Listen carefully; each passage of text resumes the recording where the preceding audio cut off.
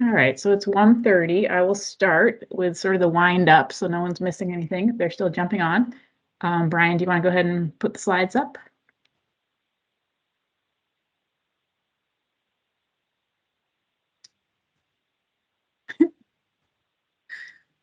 So I'm Suzanne Carlson. I am the Climate Office Director, new Climate Office Director.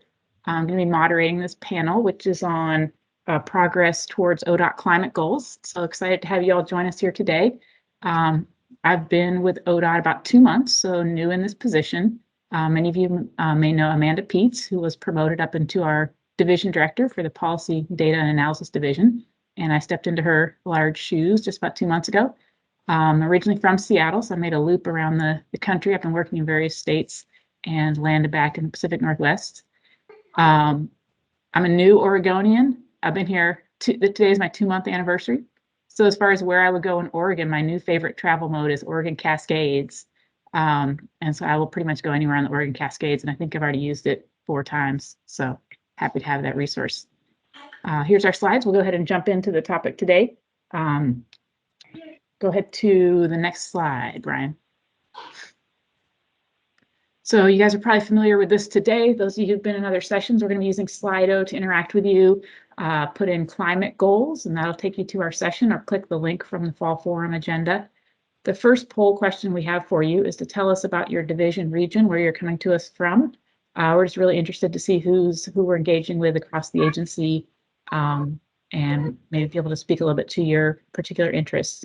So we'll leave that up for a couple minutes, and then while we're talking, Brian Hurley, who's helping behind the scenes here, is going to switch over to the next poll question, which will be how important is it for ODOT to take action on climate change? We'd love to get your pulse on the urgency of our work. And we really are one ODOT on this topic and really all working together towards our goals. You'll have a chance throughout the session while we're talking to use the question and answer formats, put in questions or upvote other people's questions that you'd like to hear. Next slide. All right, so how do we integrate climate change into ODOT business? There's been work underway. People are in the lobby. I don't know what we need to admit them.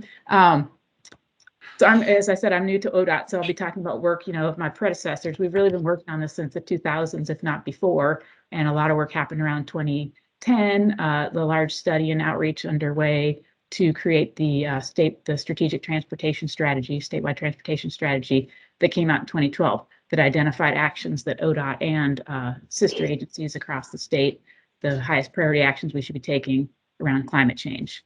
Led us forward to in 2000, Governor Kate Brown issued her executive order 2004 to really push for faster response and faster action around climate change and recognizing the urgency that we're seeing today. That led to the creation of the ODOT Climate Office in April 2020. And as I mentioned, Amanda Peets was our regional director there and sort of borrowed and brought in staff from other parts of the agency, as well as created a few new positions to take on the work that we see here, which is really in 3 areas.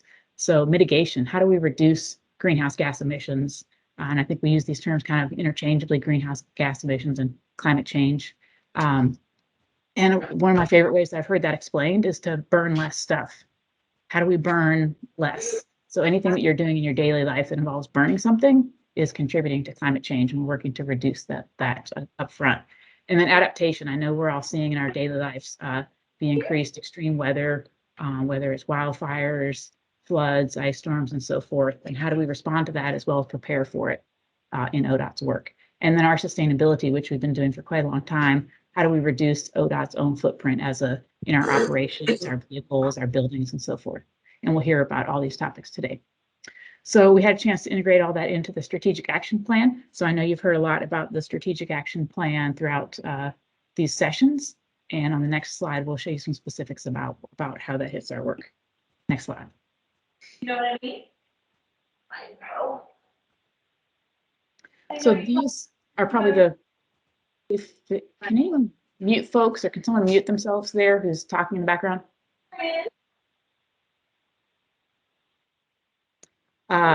So these are really the 4 main areas that we touch a lot of the parts of the strategic action plan, and these are our the main area is reducing our carbon footprint. So we'll hear 2 presentations today around how we're working in that mitigation area to reduce carbon footprint. We're electrifying the transportation system, and we'll hear about that in just a moment. The next one's improving access to active public transportation, so reducing the amount people drive, creating choices and freedom for Oregonians to take other modes. That work is not primarily led by Climate Office, but very important to our climate goals. And I just got out of the session on road user charging, and I think there's a huge opportunity as well to create pricing incentives, financial incentives, and signals to people around how they're using our road network, and that can be used as well to manage our roadways and reduce the amount people are choosing to drive when they have other options. Next slide. So I've touched on not even all of the plans and studies that came before. So we've sort of rolled these all together into our recent ODOT Climate Action Plan, which is the work that's underway today. What are we doing? What are partners doing? And what do we need to do next? So there's, I believe, over 60 strategies all rolled into one place on the Climate Action Plan. So we won't really get into that on its own today, but we'll be talking about a lot of those action strategies. And so with that, I'm going to go ahead and introduce briefly. Give me a moment to change screens here. I'll introduce briefly our staff who we're going to talk today. We're going to lead off with Jeff Crook, who's our Climate Office Policy Lead. He leads and coordinates planning, policy, and research across these 3 areas of mitigation, adaptation, and sustainability. Jeff joined ODOT in 2006 as the environmental manager of the statewide bridge delivery program. He's up first, and then followed by Zachariah Heck, who's our sustainability program manager, joined ODOT in August 2020, and he's responsible for the greenhouse gas inventory of our fuels and materials that we'll hear about in just a moment, as well as our sustainability plan. You can follow him up with Mary Brazel, who's our transportation electrification program manager, leading electric vehicle charging infrastructure deployment and electrification across all transportation modes. Previously, Mary worked in ODOT's Office of Innovative Funding, spearheading upgrades to the West Coast Electric Highway Network in Oregon of fast charging stations. And then we've got Kat Silva coming up, who's joined the Climate Office a year ago on adaptation operational plan and the climate lens on how the agency makes its investment decisions. Previously, she worked in the ODOT Director's Office on House Bill 2017 and the OTC Investment Strategy Update in 2020. And she's been with ODOT 2017, but before that with the state of Oregon since 2013. And behind the scenes, I mentioned Brian Hurley is our statewide transportation strategy program manager. He's going to help us with Slido and other support efforts. So again, keep in mind, we've got Slido in the background to hear your questions, and we'll pass it over to Jeff with the next slide to get us started. Great. Next slide, please. Okay, thank you, Suzanne. Hi, everybody. Thanks for joining us today. I'm going to be sharing about a project that applies a climate lens to our statewide transportation improvement program, or our STIP. And the STIP is the state's capital investment programming document for transportation. A lot of different agencies put their projects into that. We're focusing on the ODOT projects at this time. Why are we doing this project? There's several reasons. First and foremost, transportation sector produces 40% of the state's greenhouse gas emissions, so this is an important place to focus our energies. We're also responding to the Executive Order 2004 that came out last year, which was specific in directing ODOT to develop and apply a process for considering climate in our STIP planning. We have some flexibility in how we design the program, but with the expectations that we reduce emissions across our investments. And as you just heard, the strategic action plan also has goals and outcome areas related to reducing the agency's carbon footprint, how we make investment decisions, how we select and build projects. Next slide. So overall, our goal is to achieve program level greenhouse gas emissions reductions through our STIP planning. Since the STIP cycle occurs over a 3-year timeframe with several different phases, this project is really applying the climate lens at key decision points in order for us to apply our work and meet our goals. The first phase is to inform the OTC's funding decisions. So on this point, our team has provided a trade-off analysis of agency goal areas for the various funding scenarios considered by the Commission last winter. Phase 2 is currently underway, and this looks at how we inform and consider emissions during our project scoping and selection decisions. We're doing this through a qualitative assessment and preparing a GHG index that shows the program level emissions performance for a suite of projects across a program. So we'll be sharing this information out to inform the decisions as we've narrowed those lists to the 100% list. We will also look for opportunities for potential leveraging that can benefit climate goals. The third phase of the project, which will kick off in earnest next summer, will begin to quantify and report out emissions of the draft and final STIP. And so we'll do a majority of this work on a programmatic basis, since there are many projects in the STIP, lots of different types of projects as well, including many smaller projects with relatively low emissions effects. So these steps will really help us provide a carbon footprint for the STIP as a whole. Some projects may increase emissions, but really the larger goal is to see program level emissions reductions over time. Next slide, please.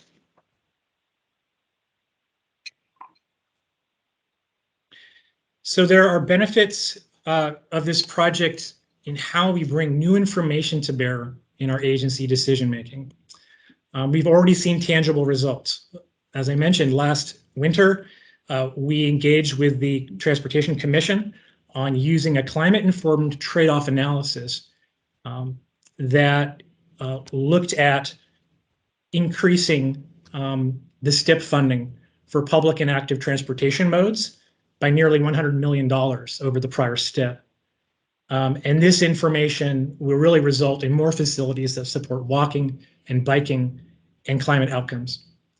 And thanks to the engagement and support of program managers and STIP liaisons in the regions, we're collecting project-specific data such as attributes, location, and cost, which is helping us generate the GHG index.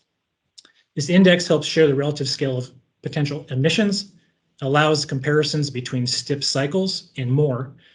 And it's starting new conversations really across the agency around what is possible as we advance our climate goals.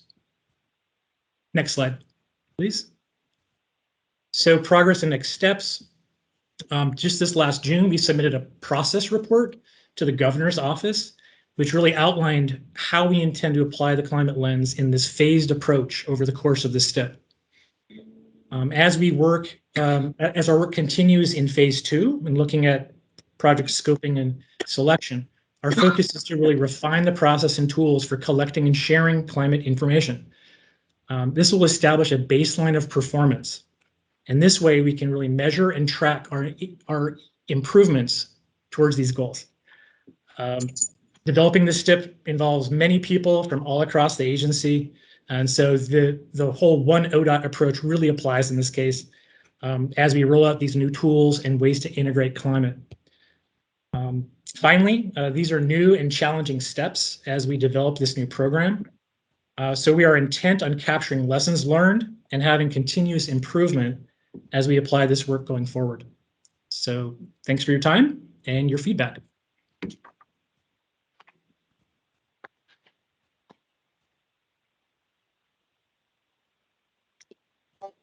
Hi, everyone. Thanks, Jeff. Once again, my name is Zechariah Heck, and Brian, if we can advance to the next slide.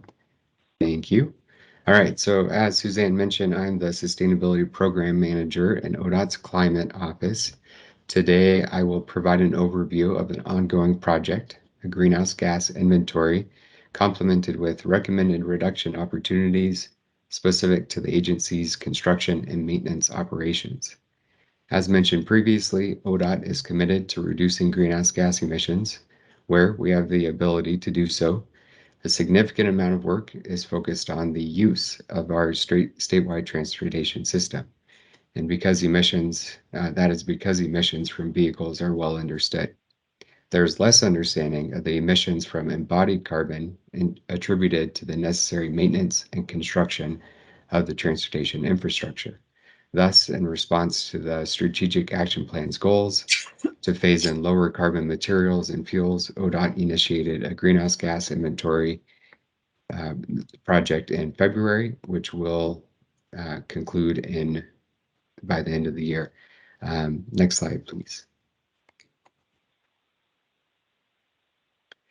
The intention of the inventory is to better understand where the agency is doing well, utilizing highly efficient, lower carbon methods, fuels, and/or materials, and where there's opportunity to lower embodied carbon emissions.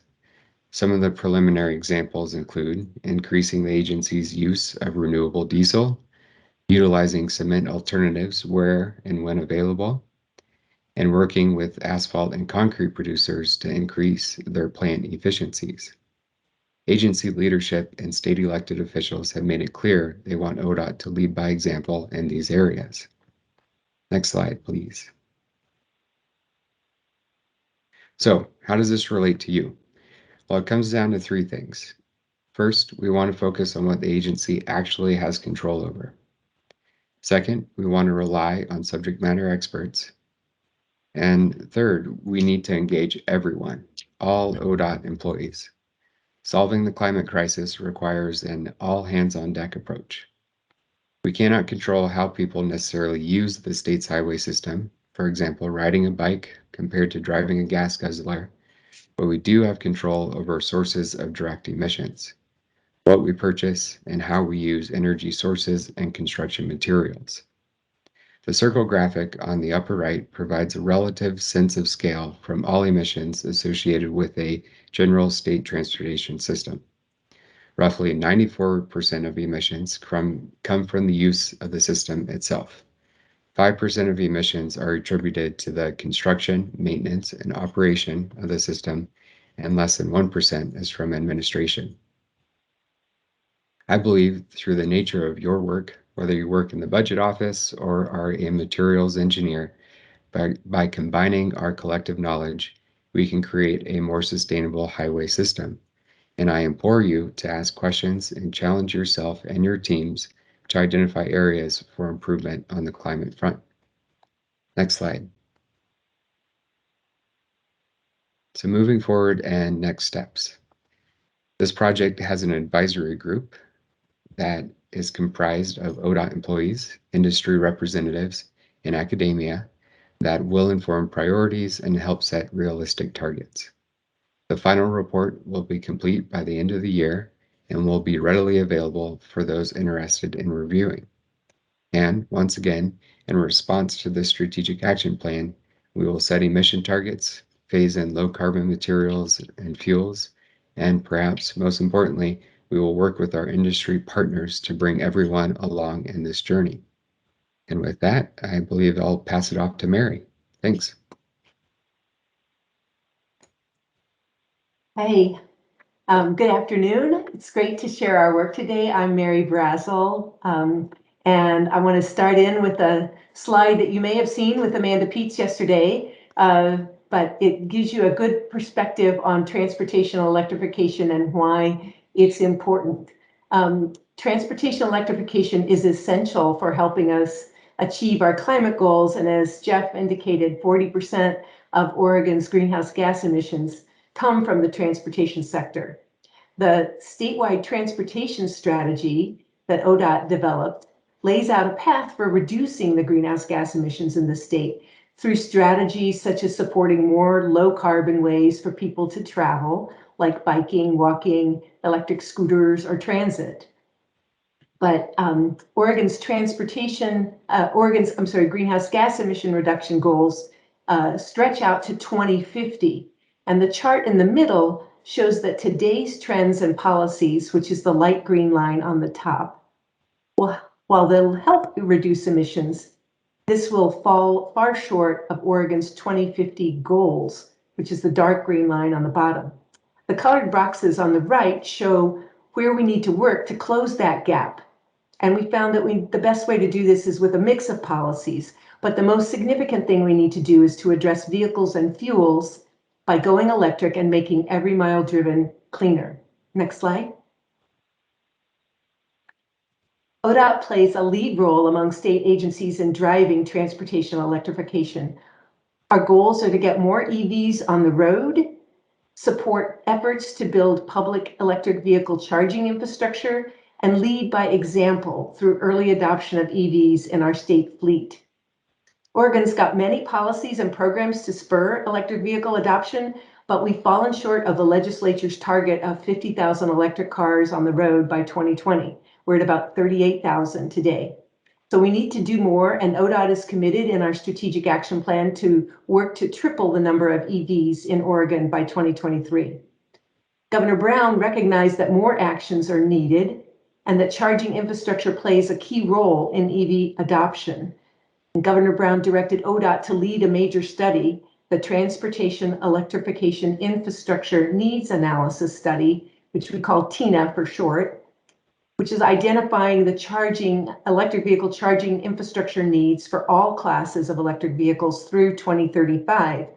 We just completed the study at the end of June, and we found we need a 44-fold increase in electric vehicle charging for all types of electric transportation by 2035, as is shown in the graphic on the right. Our strategic action plan, which was developed before the TINA study, targets a 10% increase in infrastructure by 2025, but much more needs to be done. And ODOT is also leading by example with our state fleet. This summer, a new law accelerated to 2025 the state's plans for 100% of our state fleet purchases of cars, trucks, and SUVs to be zero-emission vehicles where feasible. And ODOT is working to make that happen in our fleet. Next slide. How will this benefit you and other Oregonians? You'll find more EV chargers at work, in communities, along corridors, and at travel destinations to meet our goal of making it as easy to refuel an electric vehicle as it is a gasoline vehicle. ODOT's working with partners around the state to incentivize private sector deployment of EV charging with a focus on rural and underserved areas. And transitioning to zero-emission vehicles means less tailpipe emissions and healthier communities for all. Next slide. So what's ODOT's Climate Office doing? We're committed to working with the private sector to get an extraordinary increase in EV charging infrastructure in place across the state to bring the benefits of electric transportation to all Oregonians. So first, we're seeking federal funding for EV charging infrastructure. The federal bipartisan infrastructure bill, if passed, will provide state departments of transportation with tens of millions of dollars over the next 5 years to work with the private sector to build EV charging infrastructure. ODOT is funding and setting up a community EV charging grant program, especially focused on low-income Black, Indigenous, people of color, and rural communities. We're upgrading and expanding private sector investment in the West Coast Electric Highway. We're developing a zero-emission vehicle charging infrastructure deployment strategy as a follow-up to our TINA study to prioritize over the next 5 years where and what type of charging infrastructure will be needed for all types of EVs. And we're looking to the future to evaluate hydrogen fuel cell powered electric vehicles and the needed refueling infrastructure, and ways to increase the use of electric micromobility, such as e-bikes and e-scooters. So ODOT's leading by collaborating with others in the public sector, the private sector, and nonprofits to build education and awareness of EVs, develop and communicate incentives, encourage and plan for EV charging infrastructure, and identify policies to speed adoption and eliminate roadblocks to an EV future. And now I'll turn it over to Kat.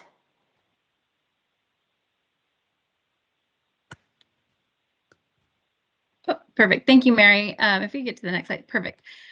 So far today, you've been hearing about the side of the house that is really focused on, or the side of the climate team, I'm sorry, that is focused on mitigation and really reducing our carbon footprint and looking at ways that we can reduce emissions. And I'm going to talk about the adaptation program and more specifically about a project within the adaptation program, which is our primary focus in setting up an adaptation and resilience roadmap for the agency, which will really serve as an operational plan for the agency, outlining specific actions that we can take, feasibly take in the near term to set ourselves up for success and, well, I should say resilience in the face of coming impacts. And so this is really about identifying opportunities where we can integrate climate projections and look at climate related weather events and impacts to the transportation system, risks to the transportation system and the traveling public,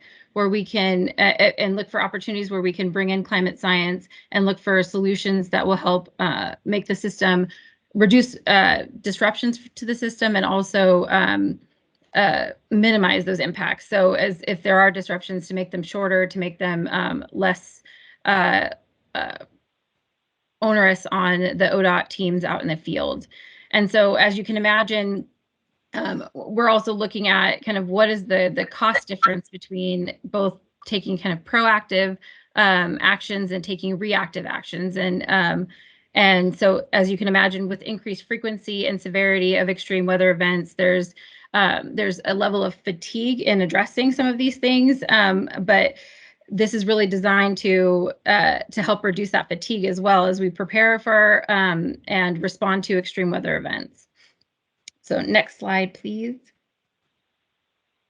So as I mentioned, the primary goals and outcomes are to better understand the projected impacts, to identify and map where, when, and how infrastructure is most vulnerable to climate hazard, and the work that's been done to date with a climate or with a consultant on board is to do a desktop spatial analysis of both integrating both climate projections and consequences to the system using kind of traffic flow to see how much disruption would a system failure cause at this location, given the climate risk that we're seeing. And then to look at what are some proactive strategies that we can deploy across the state to reduce those vulnerabilities to projected impacts that we're seeing on the ground. I think if you click again, there's another couple of bullets. There we go.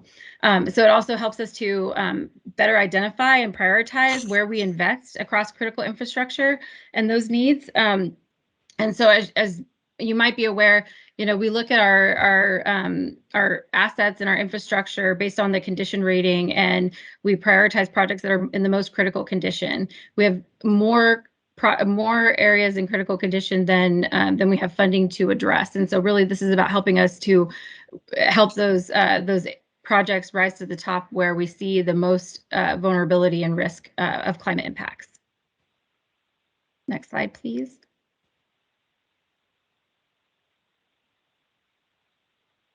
Perfect. And so some of the benefits of adaptation and resilience work is that, you know, one of the primary focuses of the program is to advance research and pilot projects and early adoption of best practices within the agency. And I've got kind of one example of how this will all work, ideally, once the plan is adopted next spring. But ultimately, we've got these risk maps that show us kind of here are some of the high priority corridors that are at highest risk for landslides. And we can identify some of those critical spots that we have listed in our unstable slopes programs and you know, deploy some of these real-time monitoring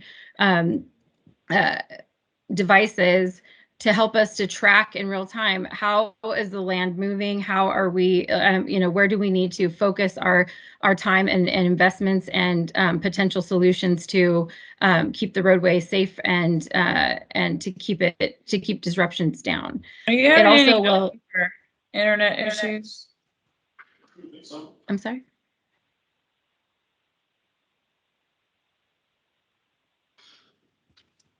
Go ahead, Ken. I'm sorry. And then, so as part of this also, we know that there is an infrastructure bill that's out there, and the versions that we've seen do have potential funding sources for resilience work and for climate adaptation investments. And so we want to be ready.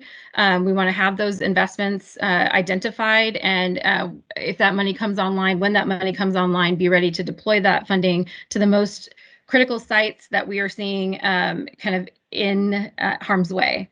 from all of the work that we've done. And so as another part of this work, we've also kind of gone out and done interviews with regions and with headquarters staff, and we just concluded some roundtable discussions that were discipline focused to get insight from both leadership and frontline staff working in the fields about potential strategies that we could deploy to see what is the most actionable, what is the most feasible for implementation, and what would add the most value to the work that's being done today in response to extreme weather events, so that we can organize this in a way that sets us up for success going forward.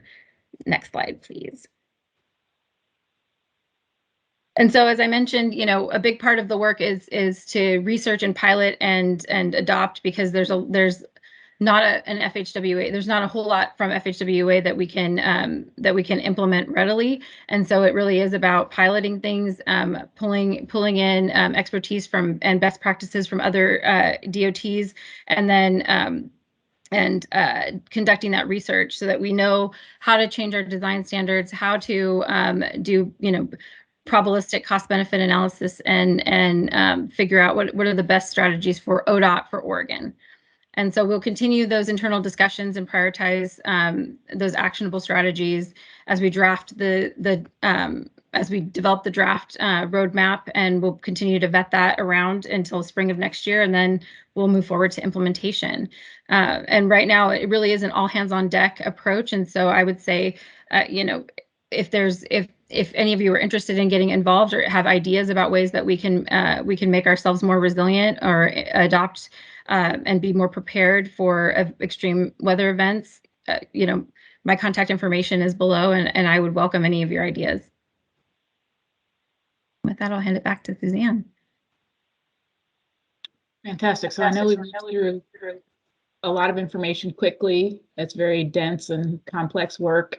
Looking forward to putting your questions in the chat. We're using Slido for that. Tara, I tried to put your question in Slido, but it was too long. If you want to enter that in Slido, that'd be great. So we have a couple quick polls just to get folks' feedback. Brian, go ahead to the questions there. So if you click on the poll tab in Slido, how do climate change and transportation emissions reduction intersect with your work? So what parts of your work already work on our mitigation side, reducing climate change impacts will be our first question there. And while you're weighing in and giving us your thoughts on that, I will read our most popular question to date, which is, as we shift to EVs, are we working to ensure that the electricity we use is generated cleanly, not coal-fired, but using the hydropower we have access to? So I'll take the first stab at that, which is our sister agency, Department of Environment, ODO, or is it Department of Energy? Sorry, I'm too new here, but I know we call it ODO, is really responsible for the power generation. So that's kind of their role. And then we work on electrifying the transportation sector. Is a short answer to that one. And then I'll queue up Mary Brazel for the next question, which is there any way for ODOT to leverage the new federal e-bike incentive, if you want to tackle that? So I'm going to do two things. I'm going to just remind everyone that we have a state law that identifies a zero carbon standard for electricity generation by 2040. It's one of the most aggressive in the country. So we are going to be increasingly moving towards cleaner and cleaner electric vehicles, cleaner and cleaner electricity to fuel our electric vehicles, no matter where you are in the state. Only some parts of the state are served by hydropower, other parts are served by a mix, but all of that's going to get cleaner over time. And I have to say, I am not on top of the electric, the federal electric bike incentives yet, but we will be working on that. There's a slight follow-up in the chat here around, is there any additional information about e-bike use that could be shared today? So Mary, I think you're saying we don't have a big portfolio around e-bikes yet.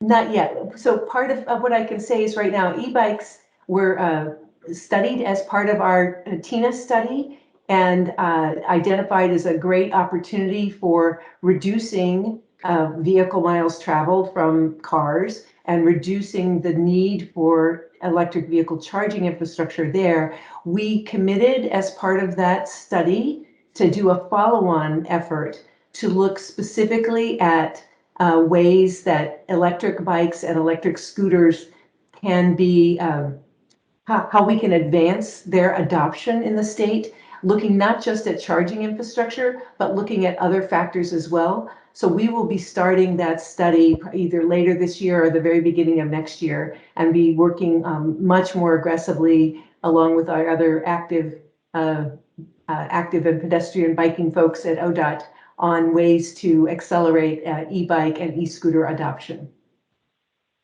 All right, I'm going to stick with transportation electrification for just a minute. Mary, another question is that EVs remain more expensive than gas-powered vehicles. What do we see as the solution getting more EVs on the road and more accessible for all? And maybe speak a little bit to equity goals there, because I know that's a big part of today's agenda as well.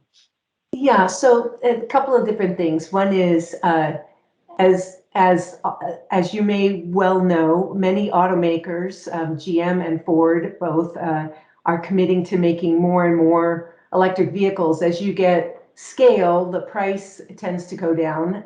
The battery and the technologies pricing has gone down tremendously over the last 10 years, and on a lifetime basis, some of the newer models, the smaller, newer models are very close to being competitive with with gasoline-powered vehicles. But it will take time and volume and scale for new electric vehicles to be cost competitive.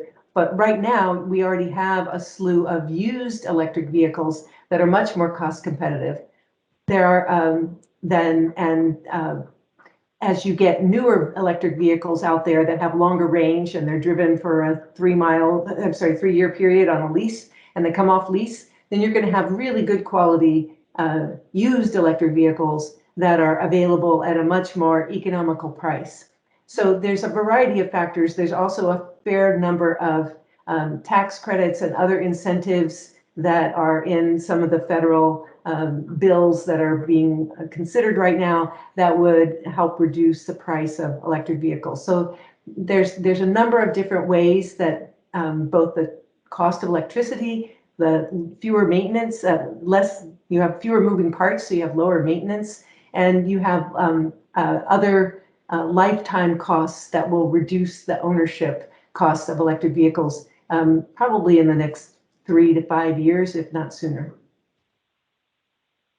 Awesome. So let's switch topics just a little bit. The second comment here, highly ranked comment in our chat is, I love ODOT's initiative to allow teleworking and more flexible work schedules. We've seen through the pandemic the impact this had on congestion.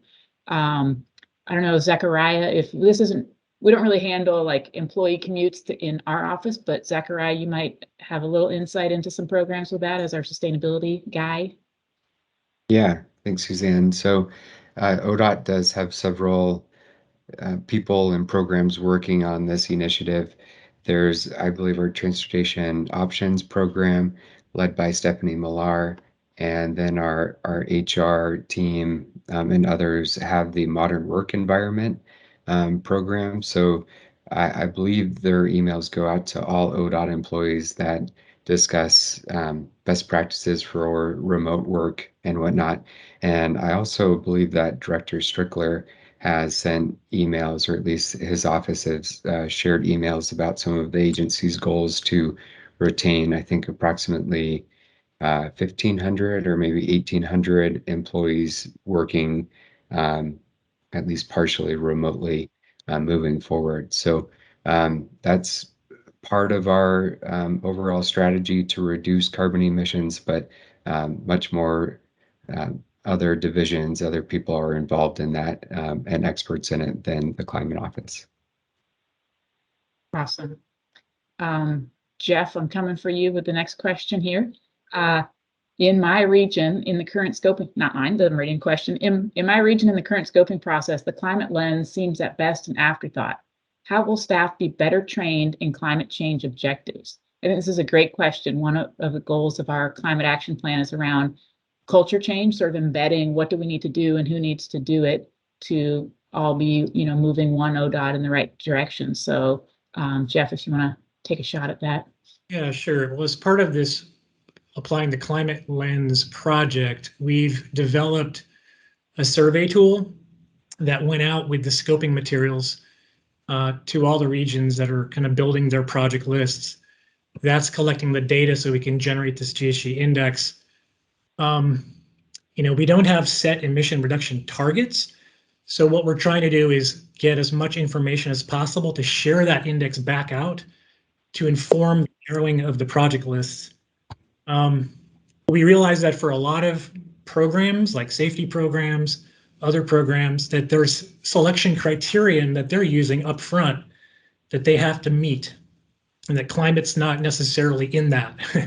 But at the same time, we're providing information on all projects and programs to be able to set a baseline and understand change over time. The other piece is that in the CET tool, which is that cost estimating template tool, that's part of the scoping materials, there is a climate tab where you can record attributes or things being done on a project that move the needle on emissions. So if there's a bike lane added, let's capture that, right? That's the place that we want to do that. So between the survey tool and then the CET tool, there are places to both collect and gain information.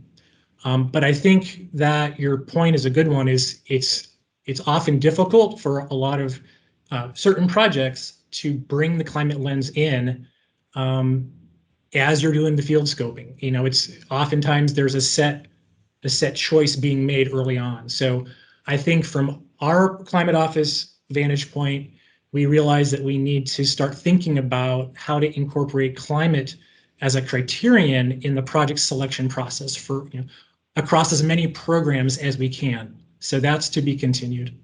I hope that was helpful. Fantastic. So we've got 4 minutes left. I'll give you guys a little roadmap for what we're going to do. Keep answering our question here. I think I'll just leave one poll open. So if you want to comment on these 2 questions on the poll tab and just give us some information about how it touches your work today and what opportunities you see, that would be excellent. I'm going to ask one of our, what is it called? The 800-pound gorilla questions here.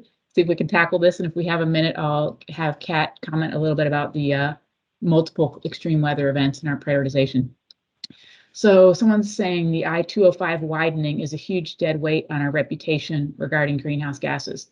Why can't we say what we know and kill it? But I think I'll broaden that a little bit to say that we know we've got folks protesting some of our work. I think Rose Quarter is extremely high profile as well. We've got some projects that are controversial with the public because they know we're moving quickly on climate change, and then they see some of our work as being going the other way. So Jeff, maybe, or Kat, maybe talk a little bit about how we sort of weigh, how we're starting to weigh maybe these multiple competing priorities, and how looking forward to our 24, 27 STIP strategic investments, we're starting to balance what we can get done with the many goals coming at us. Kat, do you want to jump in? I mean, sure. I think one thing I will say is that it's extremely difficult to kill projects that are legislatively mandated in statute, right? So I think there is something to be said for that in terms of how much discretion ODOT has. I think the biggest thing that we're striving for is greater transparency in decision making, and so that the conversations that we're having do actually bring the climate consideration into focus, and we're making these decisions with eyes wide open.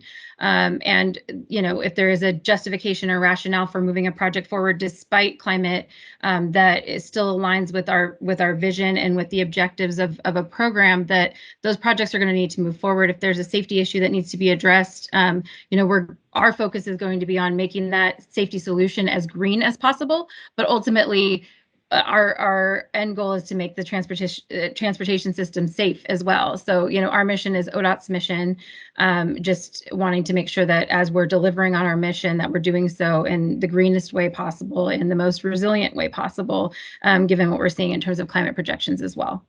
And so that I give it back to Jeff. No, I think that was great. I think, the the main thrust is we've got many goals and outcomes we're trying to hit with transportation projects. Climate is a new lens. It's a goal we want to apply to all projects, but the trade-off discussion is the hard discussion to have. Those trade-off discussions need to happen early and often. They need to happen at the commission level. They need to happen when funding and investment decisions are made. They need to happen as we select projects. That's going to take some time. I think we've made some headway on that. And it's going to be a continued conversation on how we balance these goals between state of good repair and safety, congestion, and now we've got climate and other goals. So we need to think about all of these things together comprehensively and have a process for making sure we're considering them and balancing them. So that's what I would think. Yeah. Fantastic. Thank you for letting me put you on the spot with those answers. I know it's sort of the burning question that we're all facing right now is how do we get our work done and meet our many mandates and also advance climate goals. It's a big task for the agency. And I know there's been also a lot of chat around EV issues and EV questions. It's a hot topic, so maybe Mary can reach out or just put some answers in the chat there to some of the questions we didn't get to. But thank you all for joining us today. I think we're at the end of our time here. Would love to continue to get your feedback on the polls there. We'll leave that open. Let me just jump over there. Don't think I see anything. Maybe I just can't see your answers there. But thank you all for joining us today. Hope you had some great takeaways about the work that we're doing and how it intersects with the work that you all do towards reducing climate change and adapting to it. And just quickly, I put all of the climate hazards that we looked at in the chat. Yeah, and feel free to reach out to any of the speakers. I think we forgot to put our contact slide up that was at the end there, but feel free to reach out to any of us with more interest and questions about our work. We'd be happy to chat with you all. Thanks. Thanks, everyone.